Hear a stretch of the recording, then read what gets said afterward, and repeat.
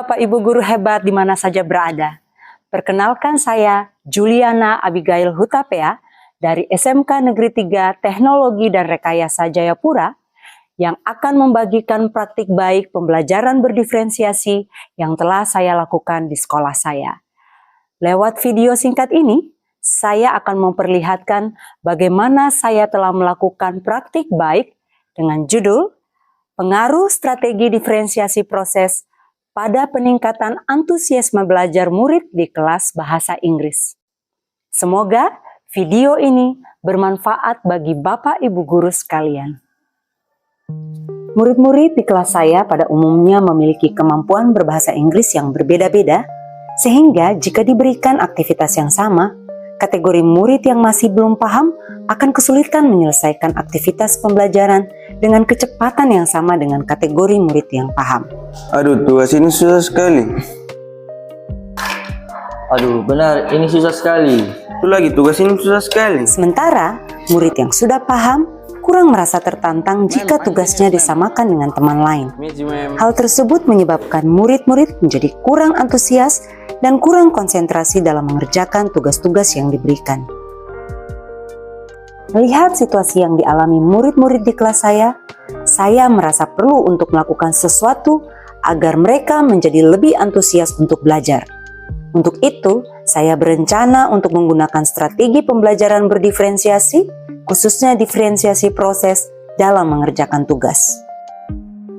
Adapun tantangan dalam mengatasi situasi ini adalah yang pertama, bagaimana agar perbedaan kemampuan murid dapat difasilitasi dengan baik lewat kegiatan atau aktivitas yang sesuai dengan kemampuan murid. Yang kedua, memilih kegiatan yang sesuai dengan materi dan kemampuan murid. Dan yang ketiga, bagaimana mengukur keberhasilan diferensiasi proses yang dilakukan. Yang akan saya lakukan adalah pertama, merancang asesmen awal pembelajaran yaitu asesmen diagnostik kognitif di mana saya menggunakan quizzes untuk mengukur kompetensi awal murid sebelum mempelajari materi yang akan diberikan yaitu tentang prosedur text.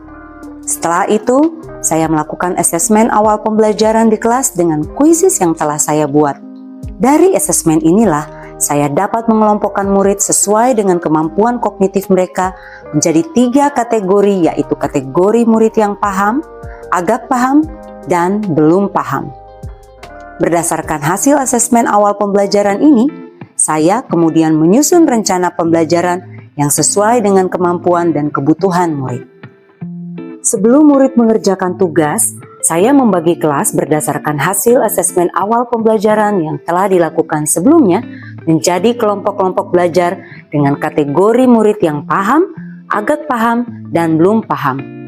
Dari pemahaman murid akan materi yang baru diberikan, murid akan diberikan latihan atau kegiatan berjenjang dalam diskusi kelompok, di mana murid bekerja dengan pemahaman dan keterampilan penting yang sama, tetapi dengan tingkat dukungan, tantangan, atau kompleksitas yang berbeda.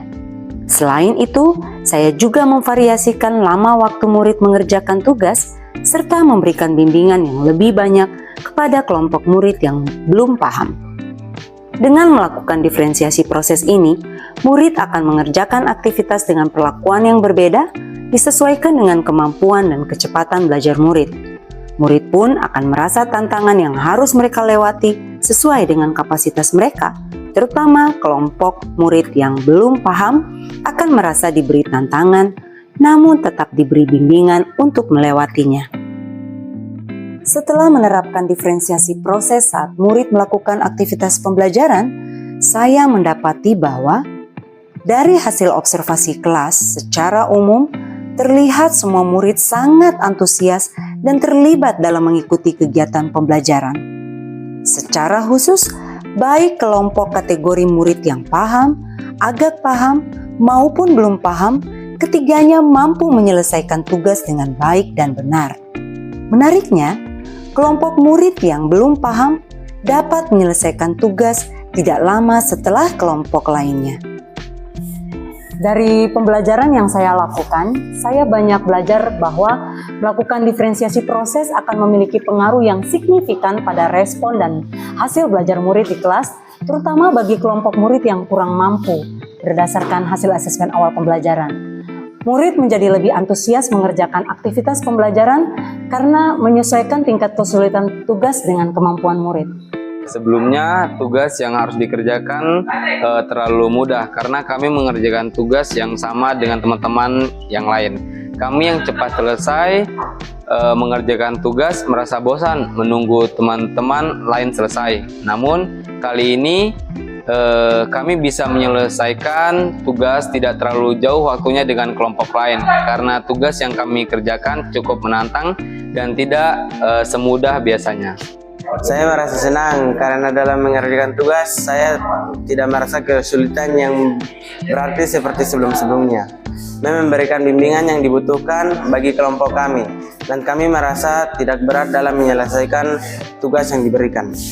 Demikian video berbagi praktik baik yang dapat saya bagikan kepada Bapak Ibu guru hebat di mana saja berada.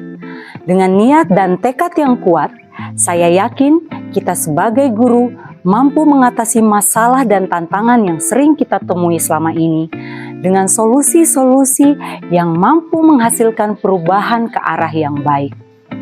Mari, Bapak Ibu guru hebat, kita lakukan perubahan demi pendidikan anak bangsa yang lebih baik. Salam perubahan.